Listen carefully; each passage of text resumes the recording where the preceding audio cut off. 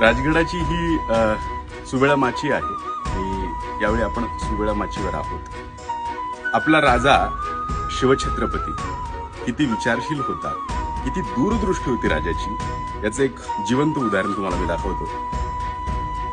या माचीवर पहारेकरी जे आहे, पहारेकरींना प्रांतविधीसाठी एक शौचकूप जो आहे तो बनवण्यात आलेला आहे। तुम्हाला दाखवतो।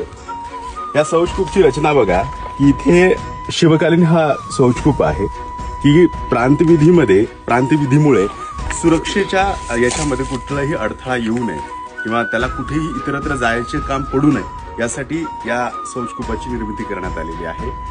आणि यावरून आपला राजा जो आहे तो किती दूरदृष्टिकोन राजाचा होता, किती बारीक बारीक गोष्टीचं नियोजन राजांनी केलेलं आहे याचं हे एक उत्तम उदाहरण आहे। असे अनेक शौचकूप तुम्हाला विविध ठिकाणी पाहायला मिळतील, जेणेकरून तिथला व्यक्ती हा तिथेच त्याला प्रांतविधी करता यावा या अनुषंगाने देखील रचना राजांनी केलेली आहे। त्याच्यामुळे छत्रपती शिवाजी महाराज का महान होते या छोट्या छोट्या कारणांमुळे आपल्याला